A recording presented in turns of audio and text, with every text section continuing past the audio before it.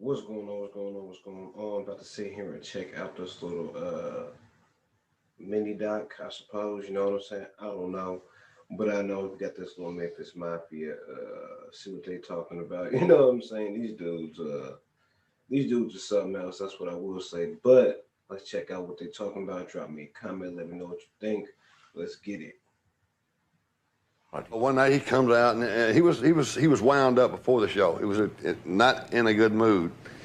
He's over on my side of the stage and he throws a scarf to this lady. She grabs it and throws it back, and it just floated right down on him.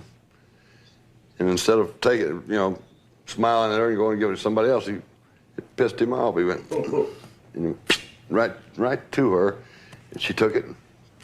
Right back to him, and she's just drunk and laughing. Oh, this is great. I'm getting all this attention. Well, he's driving him up the wall, and I'm standing there behind the curtain. And I said, oh, shit. I could see this wasn't going well, because he'd forgotten about the show, and he's got a picture of the scarf back and forth with this lady. And he read back and just threw the hell out of it and walked off. He thought about this the whole damn show while he's doing it. It was a terrible show. And after the show, we got downstairs. Why in the hell didn't you come out there and stop that, Ren? I said, stop a lady from throwing a scarf? I mean, I'm supposed to walk out in the middle of the show and chew a lady out who's doing nothing but throwing a scarf. He said, God damn it, don't talk back to me. He got quiet. In a few minutes, he come out, at a very fast pace. And he always had that gun. He was trying to pull this gun out. I said, God damn it, don't you ever talk to me in front of security like that. So I just turned around, leaned on the bar, when he came right in front of me, and I'm waiting, if he's going to do something, he's going to get one shot. And that's, when Sonny saw this, he stepped in. I said, come on. Elvis, what's wrong? What is wrong here, And he said, I'm not having anyone speak to me like he spoke to me, and it was already starting to settle down because he knew if he didn't, he was going to be in a lot of trouble. And Red left the bar, went into the kitchen. We got a stand-up refrigerator door, and he hauled off all of a sudden and hit that freezer door, and a big dent just went in it, And he said, damn it, what is this about? I've had it. So there again was the thing where Elvis could push you to a point, and he knew when to stop. Well, he got handy with a gun there in Vegas. There was some funny incidents. The breakfast table, of course, breakfast was like 5 or 6 in the afternoon. It was kind of up 3 steps off to the dining room. And we all, all the guys come in there, talking loud. And he was at the end of the table, and he wanted our attention. He said, hey, and everybody just kept talking like Lamar usually does. Yak, yak, yak, yak, yak, yak, yak. Back and forth. He said, hey. It's just everybody ignored him. He took the gun and boom, boom, boom. And you can hear the bullets ricocheting around up there. Everybody hit the floor like Lamar grabbed his heart. Last table, it was that thick. We dived on it. I ran into you. We hit looking up and. But you hear those bullets ricocheting around. It would rain, though. It would rain up there, and the rain. Oh yeah. After that, it was like you could put your flowers on there and keep them alive. And the hotel said, we don't understand what's going on. They said, why is it? They said, we just didn't put the stuff up there right. So they had to go retar it. They never could understand why it was leaking. It'd take off sometimes about a day or so, and then we'd start going around the strip and seeing other acts, And so we went over to the Landmark, and there was Jimmy Dean and the Imperials were backing. So something happened where Elvis invited them, and I guess Jimmy Dean was invited, I don't know, but I know he told the guys, y'all come on over to the hotel. So the Imperials and Jimmy Dean arrived there, and we're all sitting around talking and everything, and time's going on and on. And they're out there a little over an hour now, and no Elvis. Imperials didn't mind. They had worked with Elvis, they knew. But Jimmy Dean wasn't appreciating, being out there like that. So Elvis, in a little while, come walking out of his room, coming down those steps, and Jimmy Dean was standing there next to the bar, and he saw him. He started walking towards him and said, I ought to rip 1.5 yards out of your ass for keeping me waiting this long. And Elvis boy took that gun out, put it right underneath him chin, and said, I ought to shoot your damn brains out for even talking to me like that. And Dean was just like this here, and Elvis, just kidding, Jimmy, and walked off. Yeah, he had done the show, and we got stuck going in there first. We got stuck, it was raining. I put it in reverse and forward, and I got it out, and I didn't hurt it, but he was outside and it slung mud on him. So we got in the car, he went down, did the show, we met 2 girls. After the show, we went over to their apartment. Nothing outrageous, you know, sit around talking. Then we went to this little gas station restaurant right in the middle of Grenada. It's about the only thing that was there then. And we're over in the corner. We'd ordered cheeseburgers or whatever, and these 2 rednecks walk in. I'll never forget this. This little jerk walked in and said, "There's the son of bitches." Walked over and sat down at the counter, and I said, "What the hell is he talking about?" And he saw this mud on the seat of Elvis's pants. After saying a few derogatory remarks, I'm sitting there listening to this stuff, trying to let it slide. But then he said, "Look at him. He's shitting in his pants. He's so scared." And I said, "That's it, Elvis." No. I said, "That's it." I walked over. This little guy sitting at one of those little spinning stools. The other guy was standing here. And I said, "Man, something bothering you?" He said, "Yeah, you and your freaking friend over here bothering me. I got something here in my pocket to take care of both of it." Well, he reached in his pocket, and I hit him, and he spun around off that stool right on the floor.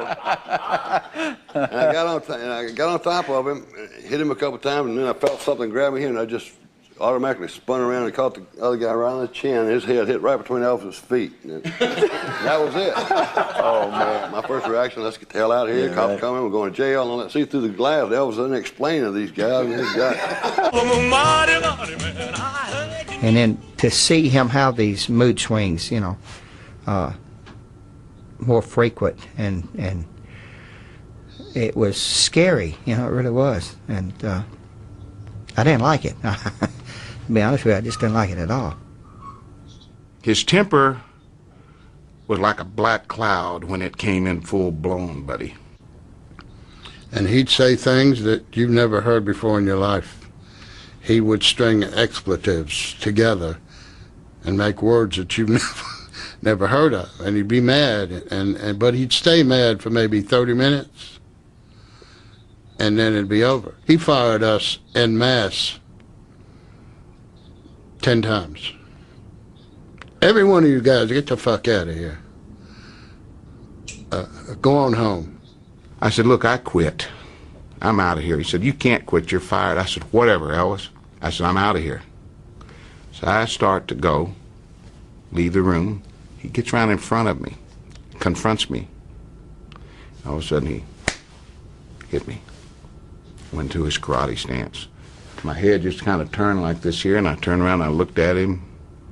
He's the only man that ever hit me I didn't hit back. And I looked at him and I said, "I never thought you could do that, Elvis." Tears started coming down my eyes.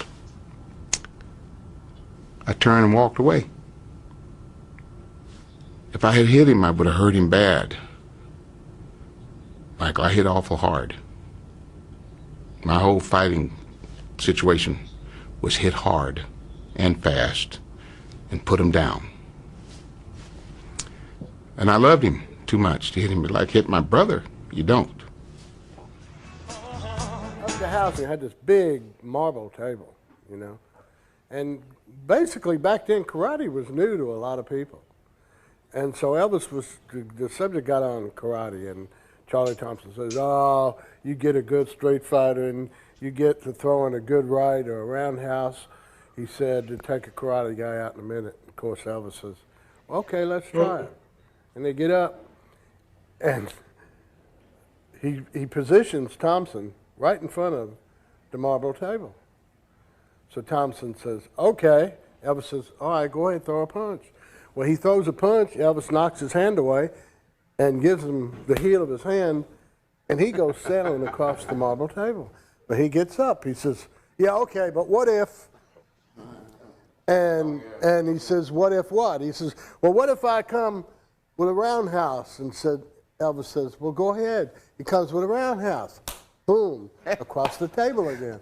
He did that 5 or 6 times. Every time he got up, he said, "What if?" What if? That got to be the thing. But what if? And finally, Elvis looked at him. He said, "What if what now, Charlie?" And Charlie sat down. Christmas time with Elvis naturally meant extravagant gifts. But Elvis had a way of handling people who got too greedy. We were getting ready to exchange gifts, and Elvis was upstairs, and he comes down, and he's got all these envelopes in the hand. And there was one guy in particular who basically showed up at Christmas, if no other time, because he wanted to see what, Elvis was going to give him. And so Elvis was very dramatic, and he says, look, he said, I've done something special this year because I really feel you deserve what's in this envelope. And he hands them out to everybody. And this guy in particular, I'm looking at him, and everybody's looking at him, and he's saying, oh, yeah, Elvis, which is the way he sometimes would talk. And he's opening up the envelopes because he's expecting something really special, and he pulls it out of the envelope, and his eyes just couldn't believe what he was looking at. It was a 50-cent McDonald's certificate. Although never mean-spirited, Elvis met with one case of greed that even he could not forgive. There was a guy working for him that first started forging Elvis's name on personal checks of Elvis that he carried around in his briefcase for him in case he never ever need to want something to buy it. And he's in Vegas, and he's losing the money that he makes, his salary and per diem money and everything, and then he started forging Elvis's name on a personal check. So he was let go and told to go ahead and go on back to Memphis. Then, before he was going to leave the next morning, Elvis found out that this guy had also gone into a private compartment of Elvis that he had in there and found some personal pictures, Polaroid pictures, and took some of them. Came out and showed them to some of us. We said, whoa, I don't want to say what they were, but so anyway, Elvis found out about this, and he stewed on it all night. And it just got him more and more and more mad. So all of a sudden the next morning, he's up way earlier than he normally gets up. So Red and Elvis went on out there to the plane, and Elvis holds that badge up with his ID, and is telling him to, whoa, stop the plane. Well, the pilot thought that Elvis had missed the flight. He recognized Elvis, so he called back to the ground crew and told them to roll the steps back up. So they did. Elvis and Red went up the steps. The stewardess up there opens the door, and they go inside. In the meantime, the pilot is there now, and Elvis comes up there and says, well, sorry, sir, to stop the plane, but we're looking for a fugitive. And he said, a fugitive? He said, aren't you Elvis Presley? He said, yes, but I'm also an agent. He showed him that badge, I'm a federal agent, and we're looking for this guy. He said, well, was he armed, or is he dangerous? And Elvis said, no, he's not dangerous, just something we need to take him in for some questioning and everything. And he said, well, I want one of my officers to go back there with you. So Red and this officer from the plane started back that way. And so Elvis asked the pilot, says, what time y'all supposed to get in Memphis? He said, Memphis? He said, Mr. Presley, we're going to San Francisco. Elvis said, Red, come on, we got the wrong damn plane. And he called him back up, and Red come running back up. They ran off the thing and came back in. I, in the meantime, come up behind them. About that time, here comes Elvis. He said, walking up, and he said, James, you got the right to and all that other shit. Get him in the car and let's go, guys. He couldn't think of the Miranda rights, and it was just all that other shit. Let's go. So we get in the car. Now he's scared. We start driving away. Red's in the back with him. I'm sitting up here driving, and he's sitting here, and all of a sudden he says, y'all taking me out to the desert, ain't you? We said, no, James, we're not taking to the desert. He said, well, I want you to know, my daddy knows what time that plane comes in. If I'm not on it, he's going to want to know why. And I said, well, we'll let him know why. And I said, James, you're not going anywhere. You're going to the hotel. Elvis wants to talk to you. When we got up there, here comes Elvis out of that bedroom, steps down those 3 steps, man, started walking, kind of tugs at his belt there and walks up to him and said, why? Why did you do it? And James just sitting there, won't look up at him or anything. Son of a bitch, why? Like that. And Red and I both jumped, but it was real quiet. We both jumped straight up. And James, I don't know. And all of a sudden he says, tell me. And he reached over and he popped him. And a little ring, it had made a little scratch thing on his forehead, a little trickle of blood starts to. He said, damn, see what you made me do, James. Someone get me a wet cloth. He was upset. He didn't mean to cut him or anything. So whoever was there went in and got a washcloth out of the guest bathroom there, and he starts cleaning up James's head, trying to stop the blood and everything. And then he just kind of sat back on the coffee table and said, James, why? Why would you do this? He said, man, I thought I gave you guys anything you wanted, and then you turn around and you steal from me and you get in my business that you shouldn't be in. And James starts crying and saying, well, I didn't mean to. Elvis, I guess I have a gambling fever or something. And Elvis said, that's not what I'm talking about, James. I said, that's one thing. I'm talking about taking my private possessions. He was thinking about those pictures. What was he going to go do with them or whatever, and he wanted to know why, and James couldn't answer him, really just said, I don't know, I shouldn't have, I'm very sorry. Elvis was warming up towards the guy. Now he was feeling sorry for him. You know, he'd gone past the anger, and now it was the other way. And Red and I looked at each other and said, Elvis, we knew where he was going. And he looked and he said, you're right, you're right. I said, James, just go on back home, go get your plane, get on back home, keep your mouth shut, go out there and Daddy will give you your pay, and then that's it. And you just keep your mouth shut. And he did. He went back and that was it.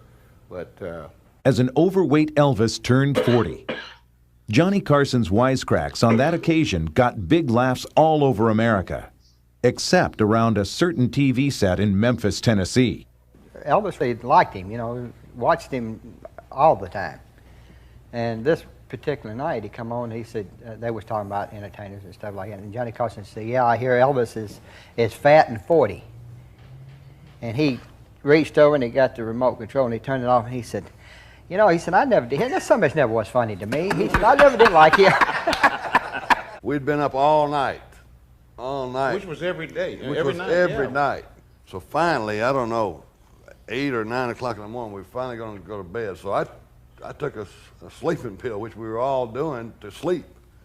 I thought it was, you know, we were finally going to get some rest, and I hadn't even gone to sleep yet, and I heard this knock. Elvis wanted to go over to the doctor to get his throat supposedly moisturized or whatever. And I come storming out. I had all I could stand. I come storming out and say, God damn it, man, just go to sleep. You're going to be all right. You know, you don't need to be doing this shit all the time. He said, what? He went back in his bedroom and come out with this AK, whatever it was. And I see him coming out of his room, and I'm coming out of my room, and this guy that worked for us, this is the funny part, he was between us walking toward Elvis. He saw this gun. He was a very strange, we call him Brow. He just kind of eased over out of the way and leaned against the wall. He's waiting for the gunfire, you know. So go ahead and kill the son of a bitch, I'm out of the way. That's what you know, if that's it, shoot. Red said, go ahead, Elvis, you can shoot me. Is that what you want? Go ahead. Just go ahead and blow my damn brains out. And Elvis looked and said, don't push me, Red. And Red said, I'm not. And he walked. Red turned his head like that, and Elvis winked at me. We had a tragedy happen outside of Graceland. A woman and her little son, about 3 or 4 years old, were crossing Elvis Presley Boulevard.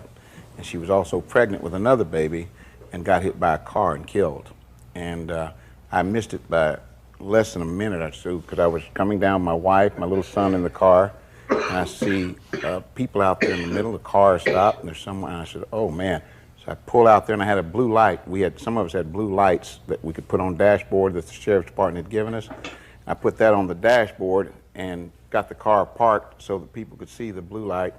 And I went over there, and the little boy was laying there on his stomach, and his head was turned, and he didn't really look like any big serious injuries, but he was dead. And I walked over to the mother. Her eyes were rolled back, and she was just moaning, and she died on the operating table at emergency.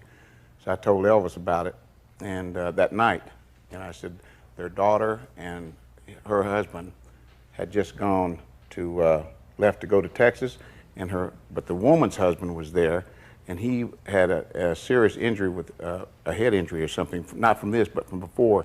So the long story made short, I went to Elvis. He said, Sonny, pay for any flight or any way for them to get back here, pick up the hotel, put them in a motel, and any medical charges, get it done. Complete stranger. All I did was tell him about it. It just broke his heart. But that's the way Elvis was, and never wanted anyone to know about it. When Elvis and his daddy fought, it was really bad. I mean, Gladys and him getting a fight, it was different. But boy, when Vernon and Elvis getting a fight, it was one of those bad, because Vernon had a very sharp tongue, and he could. He had his own ego too. Buddy. Yes, sirree. And when they got in an argument, I mean, boy, you cleared the place cleared real fast, because, you know, it was dangerous. I only saw a couple of arguments between Elvis They and were Dad. dangerous arguments. Yeah, They were and I'm very telling you, you could see Vernon Presley got the meanest. Oh. Boy, he could get mean as a snake with words and stuff, and He'd start get real cutting quiet. with that. He'd get real yeah, quiet. and you could see it, you know. And Elvis would try to hold it in, but at the same time, you could see Elvis was extremely angry too, boy. And the two of them, you just didn't know what was going to happen. I mean, you really didn't. Those were I call dangerous arguments. I never thought of anything physical happening. It wasn't like a fight, but you never knew what was going to be said that you can't hardly take back later. You've already made the cut, man. I tell you, in line with that, we were sitting at Graceland about 5 o'clock in the afternoon. Elvis had just gotten up and sitting in the dining room. He's eating breakfast, and he's sitting there, and there's 2 or 3 of us around the table with him. We're just, you know, quiet. You know, you had to be quiet till he had his first or second cup of coffee and woke up a little. Didn't like to talk business. Certainly wouldn't do it until after he ate or whatever. And Vernon walked in and said, "Son, we got a problem, but I don't want to hear it, Daddy." That's right. Did not raise his head up. He still went on in. He said, "I don't want to hear it right now." Vernon, I pictured, he's standing up against the wall by the windows in the dining room. And Vernon kept on. And Elvis said, I don't want to hear it now. I don't want to talk about it now." And Vernon said something else. And Elvis looked at him and he says, "Look, goddammit, I said I don't want," he said, "you know better than to come talk to me about business before I've had my breakfast and what have you." And Vernon mouthed off at him. He says, "Look, I'm the goddamn boss here." Elvis said that to his father. And his father said, "Yeah, but you ain't man enough to make me do it." And Elvis says, "Well, by God, I am." He says, "I'm a lot more man than you are," to his father. And Vernon said, "No, not even half." And Elvis got up, picked up a chair and the plate, both at the same time, wham, across the room, and went upstairs. If you got in the middle of it, the whole thing changed. Man, you know, that's some shit right there, man. I always figured that his dad was the one, you know what I mean? Because Elvis got that smart ass mouth, so you could just imagine where he got it from, you know what I mean? His mama looked like the glue to the family, you know, the one to keep the cool heads, you know what I'm saying? And, you know, how men was back in the day, even today, you know what I'm saying? That pride is a hell of a thing, the alpha male thing, you know, but that daddy shit though, you know, you can't say nothing about that. But you know, one thing I said a long time ago is I bet you Elvis be on some gangster shit. I bet you he do. And this is just more reasoning why I think that, you know what I'm saying? Which is more of a reason why and how I can relate to this man, you know what I'm saying?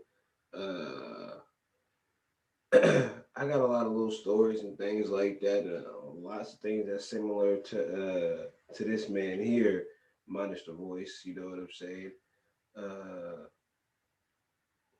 but you know, I think some of these stories though, you know, should be, you know, kept to themselves, you know, take the motherfuckers to the grave, things like that.